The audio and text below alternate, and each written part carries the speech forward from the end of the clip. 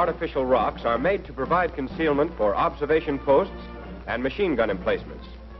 The construction may be organized on a production line basis.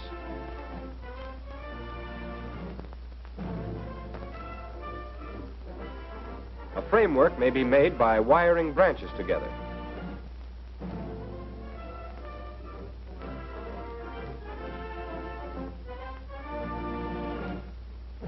This framework consists of irregularly shaped chicken wire covered with cloth.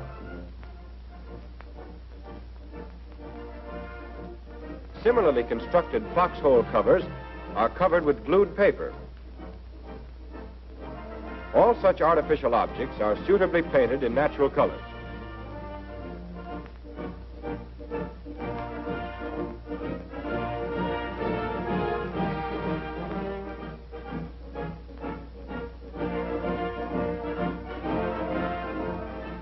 Other frameworks are made of number 10 wire fastened together with number 16 wire.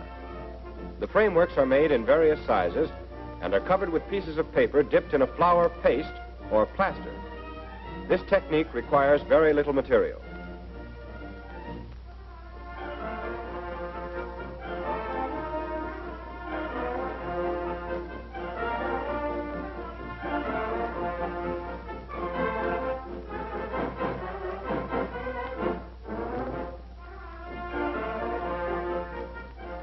Cloth also may be dipped in flour paste, and while the paste is still wet, formed over thick brush. When the paste is dry, the brush is removed, leaving a light but fragile imitation rock. The covered forms are painted in appropriate colors to simulate local rock.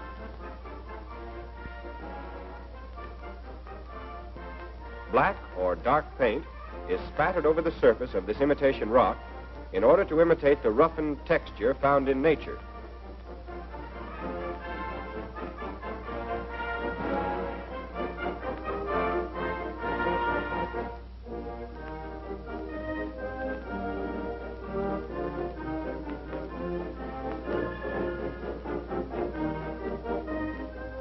Foxhole covers are made very light and can be easily and rapidly opened, permitting the soldier in the foxhole to go into action quickly.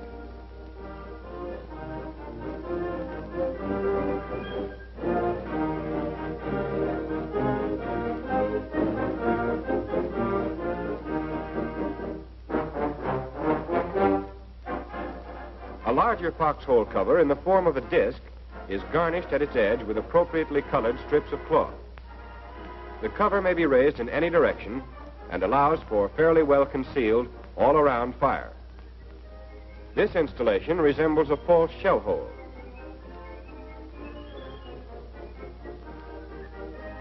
Canvas is used as a foxhole cover.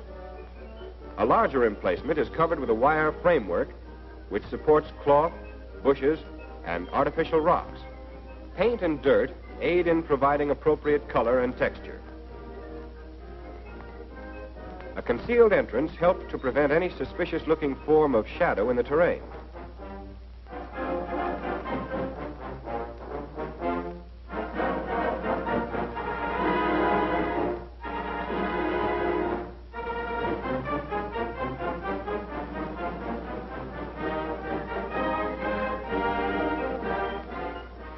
Dark openings for weapons fire or observation should be kept as small as possible.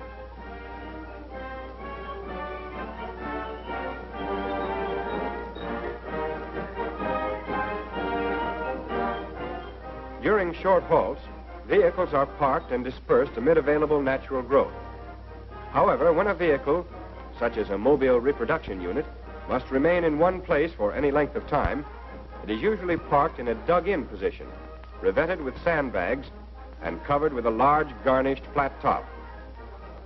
The hidden entrance is tied into local growth. The nets are woven with appropriately colored garnishing, sloped gradually to the ground, and covered with clumps of typical desert foliage so that it will blend into the terrain.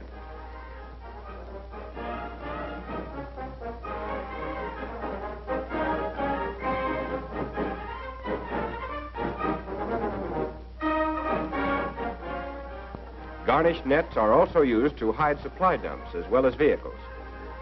A low sloping angle helps to avoid a definite shadow, which would invite enemy observation and attack. These nets must also be properly garnished.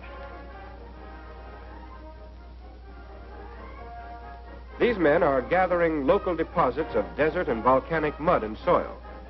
From such sources come many pigments, useful for making camouflage paints, which will blend with the local terrain. The mud and soil need only be ground up and combined with a suitable binder, such as water, lime, salt, or casein.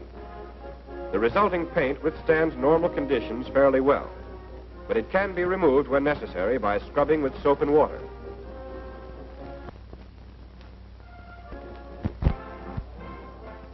In camouflaging a vehicle with this paint, a pattern is first outlined in chalk.